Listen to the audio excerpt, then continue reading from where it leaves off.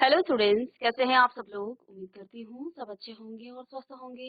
मैं Meena Rana ICT virtual class में आपका स्वागत करती हूँ। स्टूडेंट्स, हम पढ़ रहे हैं क्लास 6 की हिंदी बसंत भाग 1 से। हम कर रहे थे अक्षरों का महत्व। प्रीवियस लेक्चर में हमने पढ़ा अक्षरों का क्या महत्व है, अक्षर कैसे आए, अक्षरों का विकास कैसे हुआ, और अक्षरों का विकास के साथ मानव का विकास किस प्रकार से हुआ, किस गति से मानव का विकास हुआ। ये सारी बातें हमने इस चैप्टर में पढ़ा। और ये जो चैप्टर है ये निबंध विधा में लिखी गई है। अक्षरों का महत्व, जिस प्रकार से आप किसी टॉपिक पर निबंध लिखते हैं उसके बारे में कि वो कहाँ से आया, उसके क्या क्या जो है उसकी विशेषताएं क्या है, तो ये सभी बातें हमने यहाँ अक्षरों के महत्व के बारे में पढ़ा है। और आज की क्लास में हम इसी के प्रश्न उत्तर करेंगे और इस चैप्टर का जो है थोड़ा-सा सारांश भी आपको बताएँगे। तो अक्षरों का महत्व क्या है, ये हमने प्रीवियस लेक्चर में पढ़ लिया है कि अक्षर जो है ऐसे ही नहीं आए हैं। अक्षरों का विकास होने में कई साल जो है लग गए थे। पहले इस धरती पर सिर्फ वनस्पति और जानवर थे। कई सालों तक वनस्पति और जानवरों का ही यहाँ राज रहा, लेकिन धीरे-धीरे जो है यहाँ मानव जाति और पशु जाति का भी यहाँ विकास हुआ। और उसके बाद भी देखिए मानव का विकास भी बहुत बाद में हुआ। पहले मानव पशु समान जीवन जीता था और उसका स्वयं का जो है रहने का घर नहीं था, पहनने को कपड़े नहीं थे। उसने अनाज और खेती करना उसे नहीं आता था, गुफाओं में रहता था, कच्चा वो मांस खाता था और पत्ते से जो है वो कपड़े पहना करता था। लेकिन धीरे-धीरे उसने जो है अग्नि का, पहिए का, खेती का और धीरे-धीरे उसने काँसे, तांबे उस प्रकार से उसने खेती करना, शहरों में रहना, गाँव बसाना उसने सीखा और बाद में हुआ उसके अक्षरों का विकास, तो बहुत बाद में हुआ है। तो ये चैप्टर आप पढ़ चुके हैं, तो चलिए है इसका हम प्रश्न उत्तर करेंगे आज की क्लास में। तो चलिए चलते हैं स्मार्ट बोर्ड पर।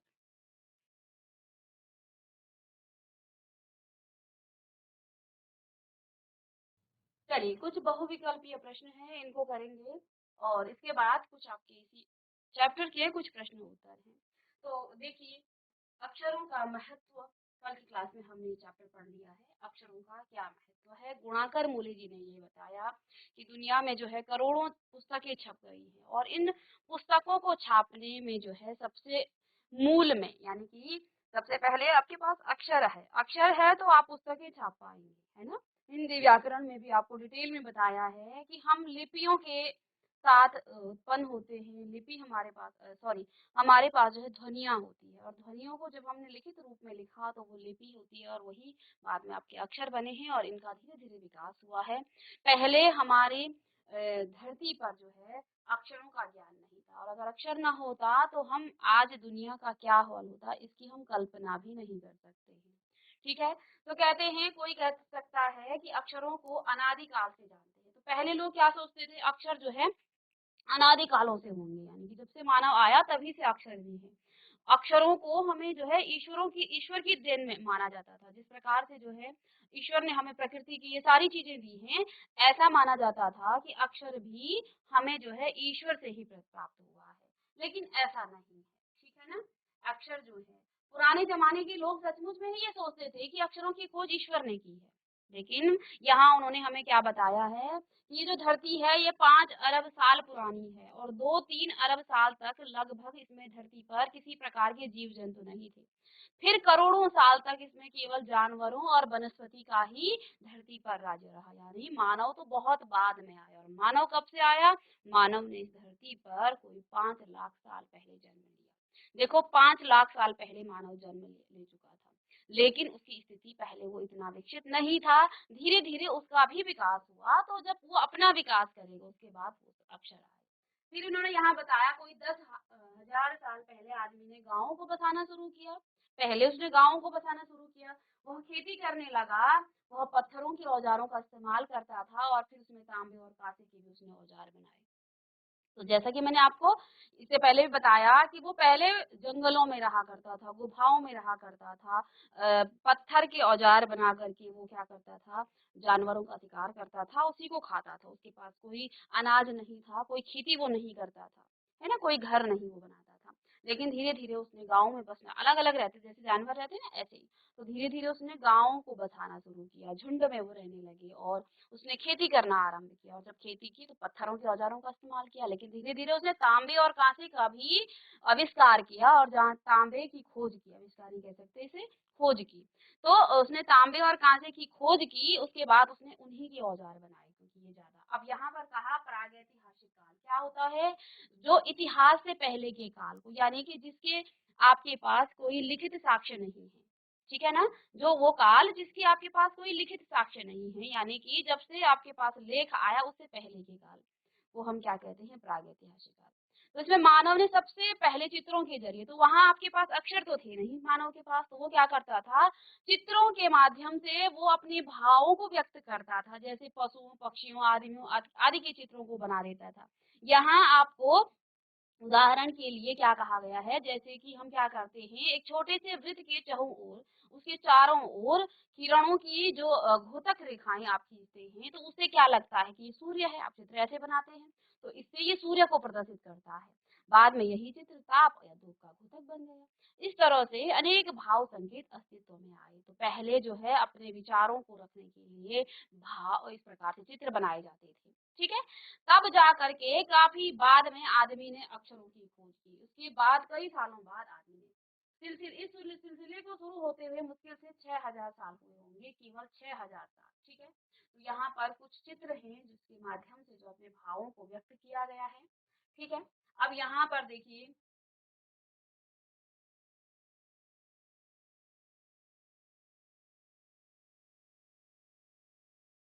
अक्षरों की खोज के साथ ही एक नए युग की शुरुआत हुई है। आदमी अपने विचारों और अपने हिसाब किताब को लिखने लगा और मानव जो है सभ्य कहलाने लगा। और आदमी ने जब से लिखना शुरू किया तब से ही हम इसे क्या कहते हैं? इतिहास कहते हैं। प्रागैतिहासिक काल क्या होता है?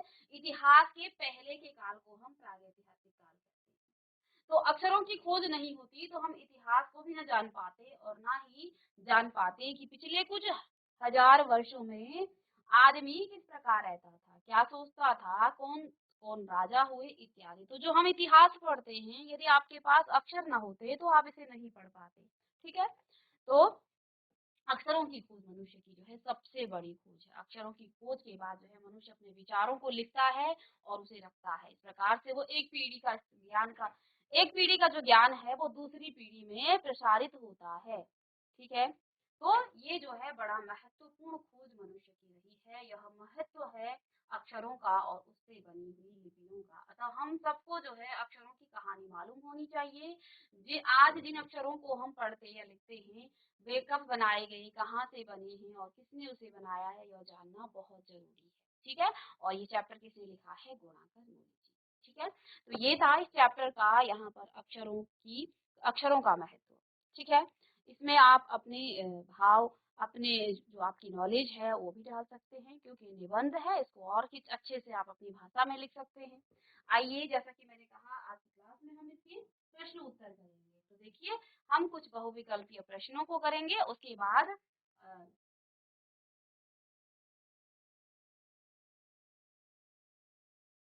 चलिए तो देखिए अक्षरों से क्या बना है।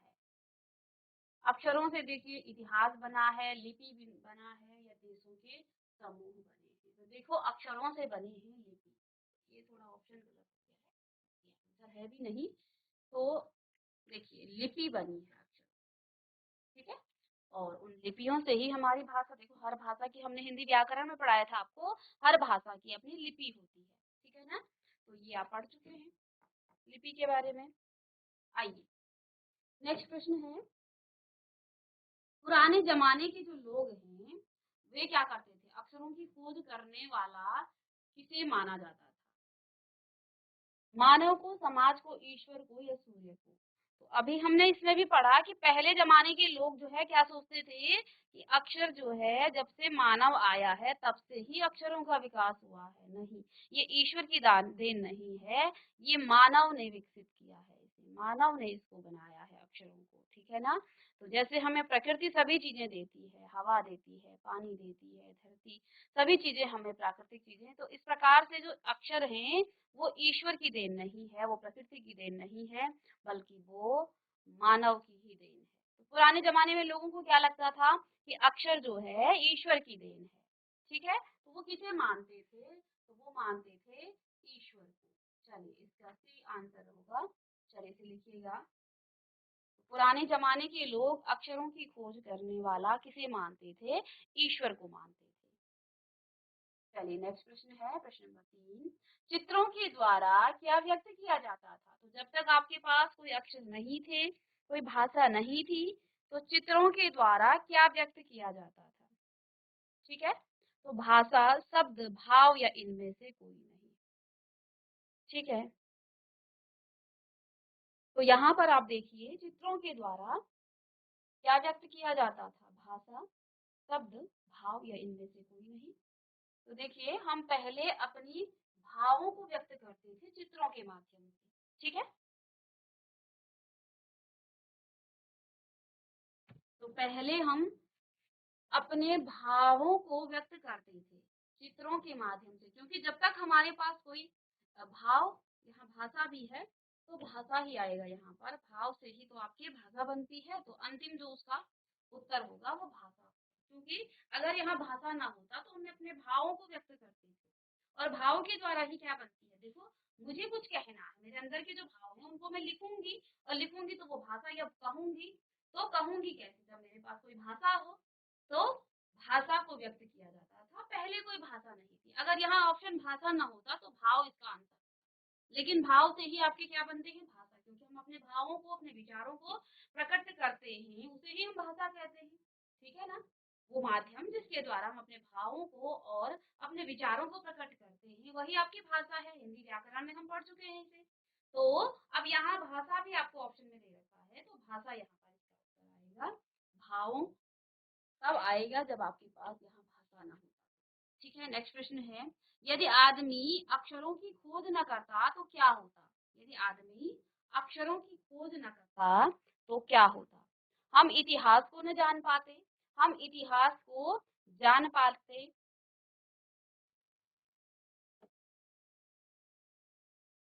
तो यदि आपके पास कोई अक्षरों की खोज न करता, आदमी अगर अक्षरों की खोज न करता तो हम इतिहास को न जान पाते, हम इतिहास को जान पाते, हम सभ्य होते, और उपरोक्त में से सभी।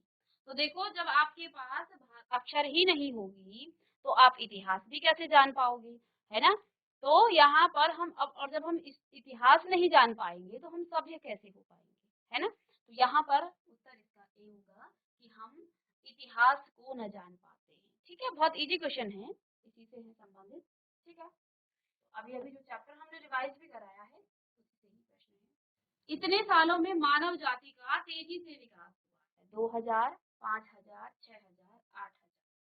ठीक है, तो देखिए मानव जाति का यहाँ अभी ही हम आपको बताया कि 6000 साल पहले से ही आदमी का तेजी से यहाँ विकास। ठीक है, तो 6000 आप लिखेंगे इसको उत्तर।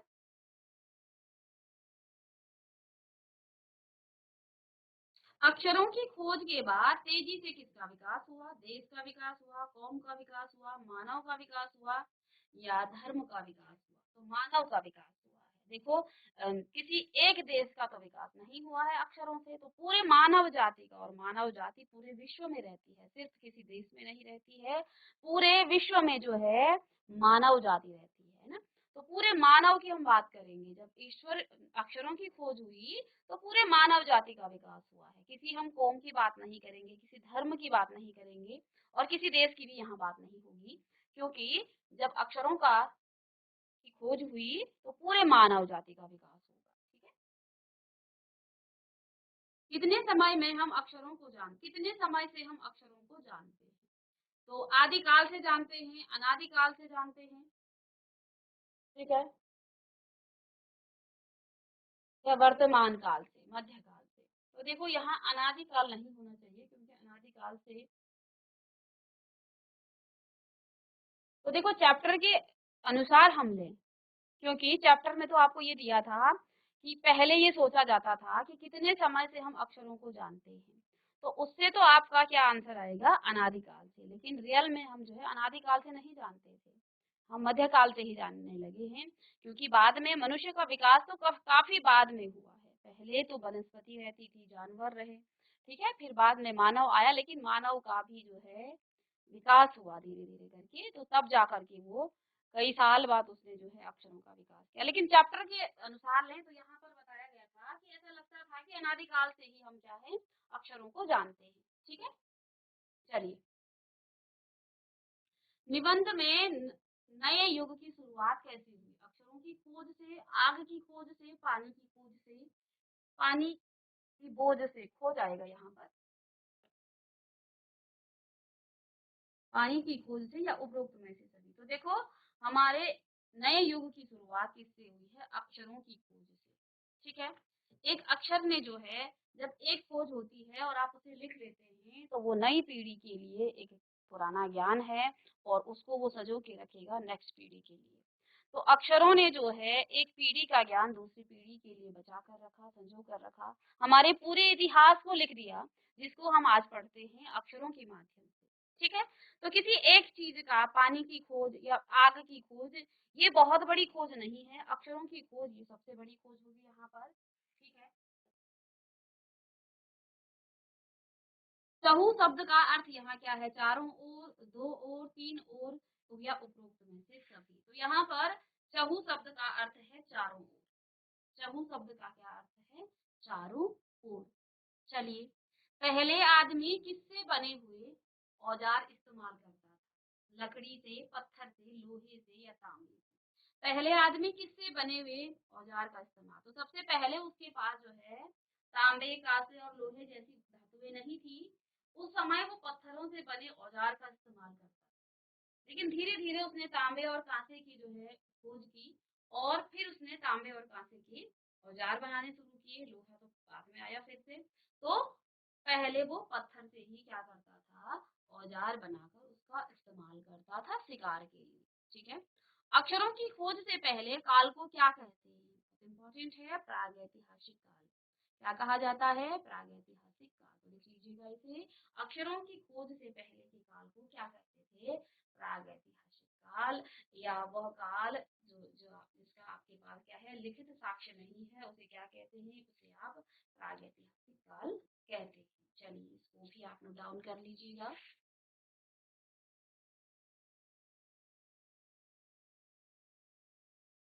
अक्षरों का महत्व निबंध के लेखक कौन है? गुणाकर मूले जी हैं, मुंशी प्रेमचंद जी हैं, विष्णु प्रभाकर जी हैं या कृष्ण सोबती जी? तो गुणाकर मूले जी ने ये चैप्टर लिखा है, ये निबंध लिखा है, ये तो आप सभी को पता है। आने वाली पीढ़ी किस पीढ़ी के ज्ञान का उपयोग करती है? तो वो पुरानी पीढ़ी का के ज्ञान का प्रयोग करती है या भावी पीढ़ी के, मध्ययुगीन पीढ़ी का या आधुनिक पीढ़ी का? तो जो आने वाली पीढ़ी है वो जो है पुरानी पीढ़ी के ज्ञान का प्रयोग करती है। कैसे करती है? वो आपके पास लिखित रूप में। देखिए, जो हम किताबें पढ़ रहे हैं ये सभी हमें अक्षरों की ही देन है। जो भी हम ज्ञान प्राप्त कर रहे हैं अक्षरों के माध्यम से ही हम उसे ग्रहण कर पा रहे हैं, भाषा के माध्यम से। क्योंकि अक्षर आया तो भाषा बनी, अक्षर न था तो भाषा भी नहीं थी। तो हम तो सिर्फ जो है ध्वनियाँ हमारे पास थी, लेकिन हमने धीरे-धीरे जब मानव ने अक्षरों का विकास किया तो एक पीढ़ी का ज्ञान दूसरी पीढ़ी तक वो पहुँच पाया है। ठीक है? चलिए। आने वाली पीढ़ी किस पीढ़ी के ज्ञान का उपयोग करती है? पुरानी पीढ़ी के, भावी, मध्य? तो इसमें पुरानी पीढ़ी ही इसका उत्तर होगा। अक्षरों का महत्व निबंध में वृत्त के चारों ओर किरणों की द्योतक रेखाएँ खींचने पर कौन-सा चित्र बन जाता है? तो सूर्य का चित्र बन जाता है। ये तो आपको बनाकर भी बताया था कि जब हम क्या करते हैं, एक वृत्त के चारों ओर किरणों की द्योतक रेखाएं खींचने पर कौन सा चित्र बन जाता है? तो सूर्य का चित्र बन जाता है और ये सूर्य को बताता है कि ये सूर्य का चित्र है। ठीक है, इस प्रकार से दर्शाई जाती है। चलिए, नेक्स्ट प्रश्न है, आदमी ने सबसे पहले अपने भाव कैसे व्यक्त किए थे? चित्रों के द्वारा, भाव के द्वारा, लिख कर, बोलकर? ठीक है, तो आदमी ने सबसे पहले अपने भाव कैसे व्यक्त किए? तो उसने सबसे पहले चित्रों के माध्यम से अपने भाव व्यक्त किए थे। ठीक है ना, चित्रों के द्वारा। तो जब आपके पास भाषा नहीं थी तो वो चित्रों के द्वारा अपने भावों को व्यक्त करता था, है ना? जैसे इससे पहले जो प्रश्न है उसमें भी बताया गया है कि वो एक वृत्त के चारों ओर क्या करता था? रेखाएं खींच देता था और वो रेखाएं जो है क्या बताती थी? सूर्य की किरणें। ठीक है, वो सूर्य का चित्र आपको यहाँ पर दर्शाया जाता था। प्रागैतिहासिक शब्द का सही अर्थ क्या है? इतिहास के पल का काल, इतिहास के पहले का काल, इतिहास के बाद का या इतिहास से अगला काल? तो पहले का काल है। ठीक है, जब आपके पास कोई लिखित साक्ष्य नहीं थे, उस काल को हम प्रागैतिहासिक काल कहते हैं। मनुष्य ने धरती पर कितने साल पहले जन्म लिया? कोई 5 लाख साल पहले, कोई 1 लाख साल पहले। तो ये तो आपको निबंध में ही लिखा गया था। कोई 2 लाख, कोई 10 लाख, यहाँ 5 लाख साल पहले मानव ने जो है क्या किया था, यहाँ पर जन्म लिया था।